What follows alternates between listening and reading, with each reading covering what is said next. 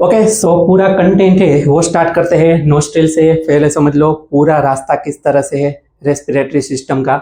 Okay, what is the perfect sequence of the air which we inhale okay in the respiratory system. तो first of all nostril आ जाएंगे, ये nostril, उसके बाद नसल passage और उसके बाद फेरिंग्स, देन आफ्टर लेरिंग्स या तो वॉइस बॉक्स भी बोल सकते हो उसको, और उसके बाद ट्रेकिया में एयर एंटर हो जाएगी, फिर ब्रोंकी में, फिर ब्रोंक्यूल्स में, और लास्ट में टाइनी सेक लाइक स्ट्रक्चर कॉल्ड अल्वियोलाई। तो अल्वियोलाई से सीधा एयर है उसमें से ऑक्सीजन कहाँ पर ब्लड में एंटर कर जाएगा। ऑब्वियसली प्योर ऑक्सीजन नहीं जा रहा है, नाइट्रोजन भी उसके साथ जा रहा है, लेकिन हमें मीन्स सिर्फ डिस्कशन का पॉइंट तो ऑक्सीजन है। So will then after oxygen will enter into the blood stream. तो वन बाय वन हम देखते हैं कि सारी चीजें है उसका फंक्शन, लोकेशन, स्ट्रक्चर किस तरह से है। तो यहाँ पर हम पॉइंट वाइज करेंगे। फर्स्ट पॉइंट है नोस्ट्रिल। ओके, तो नोस्ट्रिल है उसमें इंपॉर्टेंट क्या है। First of all these are the starting point of our respiratory system from where air enters into the nasal passage। Okay, तो रेस्पिरेटरी सिस्टम का starting point है, तो उसके बारे में और कुछ तो नहीं है, जस्ट हम इतना लिख सकते हैं कि they are acting as a starting point. उसके बाद है नसल पैसेज, तो सेकंड पॉइंट कर देते हैं नसल पैसेज।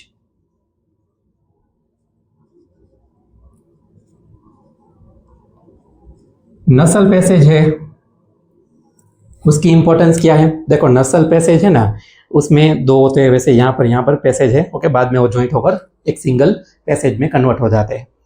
तो ये नसल पैसेज के अंदर हेयर होते हैं जो आपको दिखते भी है ओके, जो नोज में हेयर होते हैं उसकी बात हो रही है। फिर म्यूकस भी होता है, म्यूकस डाइजेस्टिव सिस्टम में भी आया था और रेस्पिरेटरी सिस्टम में भी है, इवन ब्रोंकी में भी होता है। ब्रोंकी भी म्यूकस सिक्रीट कर सकती है, रिलीज कर सकती है। अब म्यूकस है वो उसका मेन यहाँ पर काम क्या है, तो देखो म्यूकस और हेयर दोनों मिलकर, म्यूकस क्योंकि स्टिकी सब्सटेंस है, एकदम चिकना है, तो स्टिकी सब्सटेंस है म्यूकस और हेयर दोनों मिलकर एयर जो हम इनहेल कर रहे हैं उसमें डस्ट पार्टिकल भी जाते होंगे ओके, माइक्रोब्स भी जा सकते हैं, कई बार वायरसेस बैक्टीरिया भी हो सकते हैं। तो इसीलिए एयर को क्लीन करने के लिए और एयर में से ये डस्ट पार्टिकल्स, माइक्रोब्स है, उसको फिल्टर आउट करने के लिए यहाँ पर ये दोनों होते हैं, हेयर्स और म्यूकस, जिससे कि एयर है उसमें से डस्ट और कुछ माइक्रोब्स ट्रैप हो जाएंगे, कर लेंगे, और एयर थोड़ी क्लीन हो जाएगी। तो इसीलिए यहाँ पर उसका फंक्शन होता है। तो दो चीजें हैं,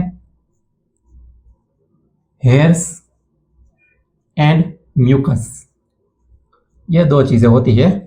और ये काम क्या करते हैं, तो यहां पर हम लिख देते हैं क्लीनिंग का okay, cleaning of air, air को क्लीन करने का काम करते हैं।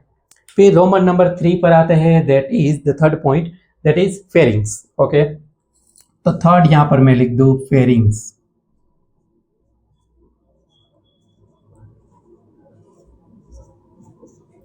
तो फेरिंग्स का क्या फंक्शन है, नथिंग, आपको सिर्फ बोल देना है कि इट लीड्स द एयर, या तो it allows the air to pass into the further into the respiratory system okay. Again simple word में बोलूं, it leads the air further into the respiratory system, air को आगे बढ़ने में help करता है। तो यहां पर हम सिर्फ इतना ही लिख देंगे ओके, लीड्स द एयर, यहां पर शॉर्ट में लिखे तो Leeds air further.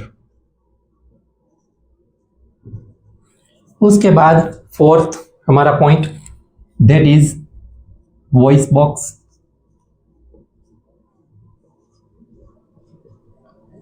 Voice box का क्या फंक्शन है, या तो लेरिंग्स भी बोल सकते हो कि यहाँ पर लेरिंग्स भी है, तो मैं स्लेस करके लेरिंग्स लिख देता हूं।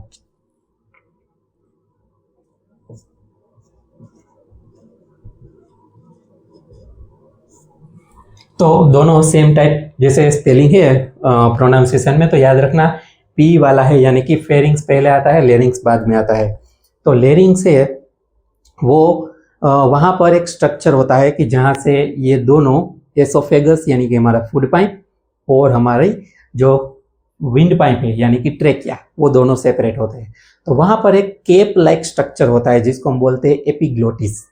ओके, एपिग्लोटिस है वो बेसिकली क्या करता है कि सपोज जो स्ट्रक्चर किस तरह से होता है कि सपोज कि ये आपका एसोफेगस है, ये फूड पाइप है और यहाँ से एयर आ रही है। ओके, ये फेरिंग्स है, एयर एयर के लिए किया। तो अब यहाँ पर क्या होगा कि दोनों मिलकर यहाँ पर एक जॉइंट स्ट्रक्चर बना रहे हैं इस तरह का। ये स्ट्रक्चर अलग अलग हो गया, देखो। ओके, यहाँ पर से अब है ना, ये है हमारी ट्रेकिया। ओके, और ये है हमारा एसोफेगस। अब यहाँ पर इस तरह का स्ट्रक्चर रहेगा, इस तरह का स्ट्रक्चर रहेगा। अब इससे होगा क्या, जो ये स्ट्रक्चर मैंने एपिग्लोटिस ड्रॉ किया है, ओके, ये एपिग्लोटिस है, ढक्कन जैसा स्ट्रक्चर, केप लाइक स्ट्रक्चर। जैसे ही हम फूड या तो पानी, वाटर है, ओके, उसको स्वेलो करते हैं, निगलते हैं, तो ये फूड या तो पानी ऐसे यहाँ से जैसे ही जाएगा तो इसके ऊपर वजन आएगा और ये क्लोज हो जाएगा। ओके, ये जो है अभी ये धीरे धीरे करके क्लोज हो जाएगा। क्यों? क्योंकि फूड आ रहा है, वाटर आ रहा है, उसको धक्का लगेगा। ओके, वो food and water will push this epiglottis into downward direction. तो उसकी वजह से क्या हो जाएगा, किसको कवर कर दिया, देखो ये नीचे जाने की वजह से ट्रेकिया कवर हो गई। ओके, उसको सिक्योर कर लिया और एसोफेगस कंप्लीट ओपन हो गया। जैसे आप निकल लोगे वापस से ऊपर आ जाएगा। So in this way, in this structure, epiglottis prevents food and water from entering into trachea. क्योंकि ट्रेकिया है वो विंड पाइप है, उसके अंदर वाटर फूड नहीं जाना चाहिए, अदरवाइज तो रेस्पिरेशन होगा ही कैसे, सांस ही नहीं ले पाएगा person. So that's why it prevents food और water, any materials from entering into trachea. तो फॉल इसका एक काम तो है कि लीड्स एयर फर्दर, इतना तो लिखेंगे ही। फिर एक और चीज की बात आ गई, epiglottis.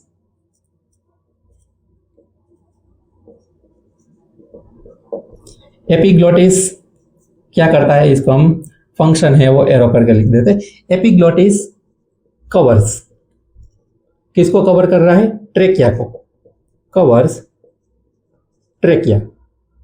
Now the next point that is Roman number 5, और ये है ट्रेकिया इटसेल्फ। तो trachea is covered, first of all देखो कार्टिलेज रिंग यहाँ पर दिखाई है। सो दिस ट्रेकिया बेसिकली हम विंड पाइप बोलते हैं। So this wind pipe, but professional word के लिए बायोलॉजिकल प्रॉपर वर्ड है trachea. So trachea is covered with cartilage rings because trachea is a soft tissue, soft pipe.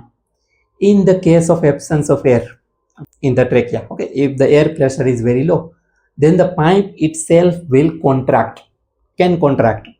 तो pipe है वो contract हो सकता है, फॉल कर सकता है, जिसको हम बोल सकते हैं इनवर्ड।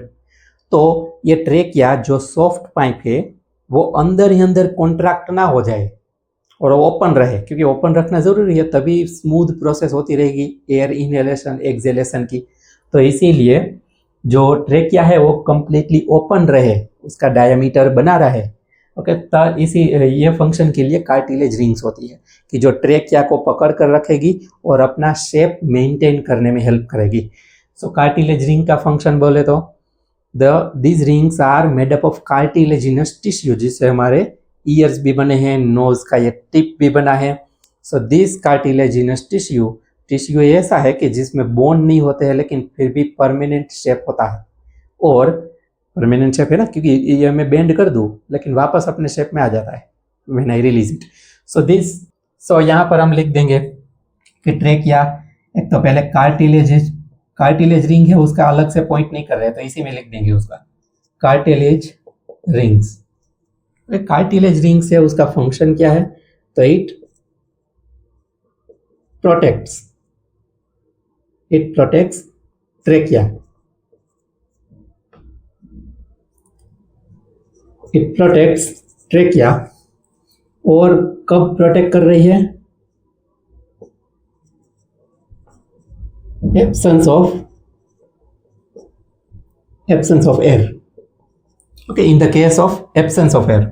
एंड सेकंड हमने बात की कि trachea further leads air into respiratory tract. तो ये तो चीज़ आ ही जाएगी कि लीड्स, एक तो फंक्शन ये है ही, okay, leads air into, leads air further हम लिख देते हैं, okay, leads air further. Then after, उसके बाद पॉइंट क्या है, तो अब आएगा number, Roman number 6, that is bronchi. यहां पर तो रोमन नंबर 6 करके हम कर देते हैं ब्रोंकी। ब्रोंकी में क्या इंपॉर्टेंस है, okay, trachea divides into 2 tubes, each tube for each lung, क्योंकि 2 लंग्स है तो 2 ट्यूब होनी चाहिए, राइट और left.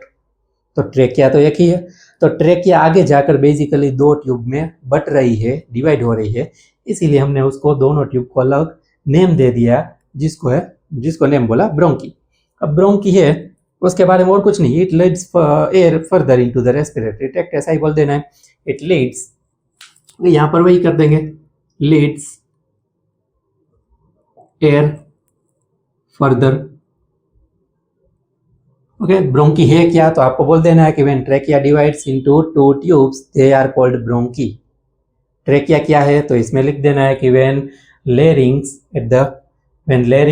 ends and new tubes which is covered with cartilaginous rings, it is called trachea, also called windpipe। Okay, common name है इसीलिए वो mention नहीं कर रहा हूं यहाँ पर। Then after yes, also leads air into right and left lungs। Okay, air है उसको राइट और लेफ्ट लंग में लीड करती है। और उसके बाद है, देखो ब्रोंकी है वो यहाँ पर आ गई, ब्रोंकी लंग के अंदर एंटर होते ही बहुत सारी पतली ट्यूब्स में डिवाइड हो जाती है। So bronchi after entering the lung it further divides into many thin tubules. Tubules है, ट्यूब्यूल्स का मतलब होता है बहुत पतली, so that's why they are called bronchioles. तो रोमन नंबर हम यहाँ पर 7 कर देंगे और उसको नेम दे देंगे ब्रोंक्यूल्स। ब्रोंक्यूल है, उसका function first of all very thin, okay, उसके बारे में बोले तो very thin leads air further. फिर उसके बाद bronchioles ends up into a balloon like structure called alveoli, जिसको हमने स्टार्टिंग में बोला था कि they are tiniest but has maximum surface area than any part in the respiratory system। so यहाँ पर है point number 8 and this is alveoli।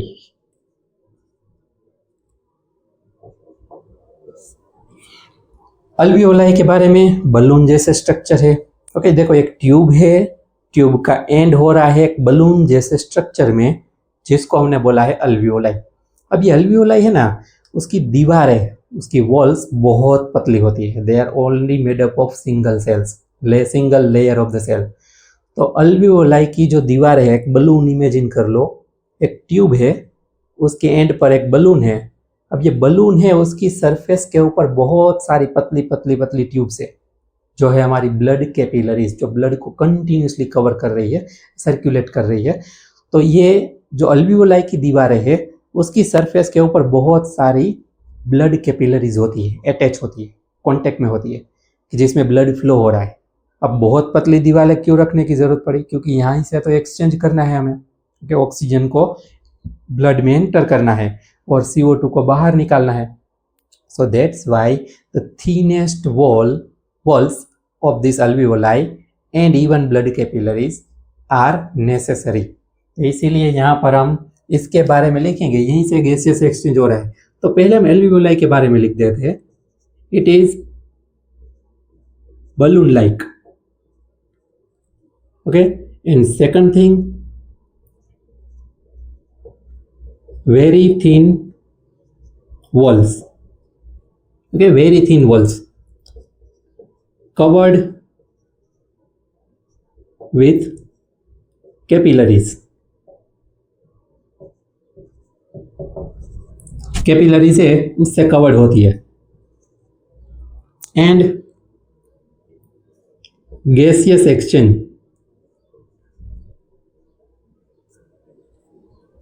Gaseous exchange takes place. Okay, gaseous exchange के लिए भी ये इंपॉर्टेंट है. ऑल्सो इसके बारे में एक और चीज हम लिख सकते हैं, एक्सचेंज किसका, गैस का. ओके, गैसियस एक्सचेंज के लिए है. तो एल्वेओलाई की बात हो गई. बाकी तो उसके बाद पॉइंट क्या है, लंग के बारे में तो आप बोल सकते हो this is the basic main organ for respiration. जो respiratory organ in human lung है. Okay, and the main respiratory part और the part which through which the gaseous exchange takes place, that is alveoli. अगर आपको पूछे कि where gaseous exchange takes place, तो alveoli. What is the respiratory organ in human, तो lung. फिर what are the thinnest tubes in the whole respiratory tract, तो bronchioles सबसे पतली है. सबके बारे में एक यूनिक सेंटेंस बनाए जा सकते हैं, जैसे कि which tubes leads first air into right and left lungs separately, तो bronchi. फिर which tube is covered with cartilaginous rings, तो trachea, also called windpipe. And where the epiglottis located, तो larynx, वॉइस बॉक्स. बहुत सारे question बन सकते हैं, there are many. और ये सारे क्वेश्चंस अलग अलग जो वैरायटी ऑफ क्वेश्चन है, सब्जेक्टिव ऑब्जेक्टिव, सारे क्वेश्चन चैप्टर के एंड में एक सेपरेट सेशन में हम डिस्कस करेंगे कि ये सारे क्वेश्चन कहाँ से बन सकते हैं, किस तरह से बन सकते हैं, and how you can easily right the answer in easiest way. Okay, even with full marks. ऐसा नहीं है कि आप बहुत इजी आंसर कर दो तो मार्क्स कट हो जाएंगे. हाँ, मार्क्स कब कट होंगे, कंटेंट आप डिक्रीज कर दो, कंटेंट वहाँ पर भूल जाओ, मिस्टेक से कंटेंट ना लिखो, तो मार्क कट हो सकते हैं. वो कोई भी चीज़ नहीं होगी, वो सारे क्वेश्चन से वो हम करने, क्योंकि पहले कंटेंट समझना ज़रूरी है. First we have to learn and understand and excel in the content. Then after we will derive many questions from this content. तो फर्स्ट ऑफ ऑल अगेन एक बार रिपीट कर देते हैं. ओके, डायफ्राम की जो बात है वो हम बाद में एक सेपरेट अभी करेंगे. First of all, in human respiratory system these are parts. Okay, आप कोई भी आप अपने सपोज कि ये क्वेश्चन पूछा, आपको आंसर लिखना है, तो आप इस तरह से स्टार्ट कर सकते हो कि in human respiratory system various parts are involve. फिर न्यू पॉइंट करके रोमन नंबर 1 कर दिया आपने, nostril. It is the starting point of the respiratory tract from where air enters into the nasal passage. Okay, या तो into respiratory tract from outside, okay, from outer environment. फिर nasal passage, इसमें लिख दो कि it is the passage, it contains thin hairs and a sticky substance called mucus. It helps to trap dust particles and microbes to clean out air, okay, to filter out them. Then after pharynx, इसमें लिख दो कि it leads further air further into the respiratory tract. It is a pipe like structure. फिर voice box और larynx, उसमें लिख दो कि it leads air further into respiratory tract. And there is this is the part where oesophagus and windpipe या तो trachea is getting separated. Okay, so there is a cape like structure which covers trachea when we swallow the food or water. So it prevents food and water from entering into trachea. Trachea में ये नहीं जाने देता है food और water को, वो सीधा एसोफेगस में ही लीड करता है. क्या, it is covered with, it is a pipe like structure, it leads for air further into respiratory tract. ये कॉमन चीजें है, बोल दो. उसके बाद these rings protects the trachea from falling in the case of absence of air. Then after new point, bronchi. Now trachea divides into two tubes, they are called bronchi, which leads air separately into right and left lung. Then after bronchioles, When bronchi enters into the lung, it divides into many thin tubules. They are called bronchioles.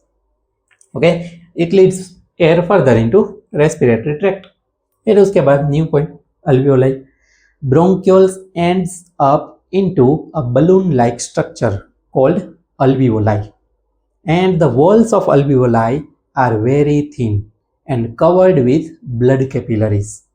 So gaseous exchange takes place through alveoli easily. Okay, और उसके बारे में और क्या चीज़ें हमने बोली थी कंप्लीट ये balloon like structure, very thin tubules, very thin walls, sorry, and covered with capillaries, gaseous exchange takes place. Yes, also ये भी लास्ट पॉइंट बोल दो कि alveoli also helps in the increasing of surface area for gaseous exchange. Okay, ये भी आप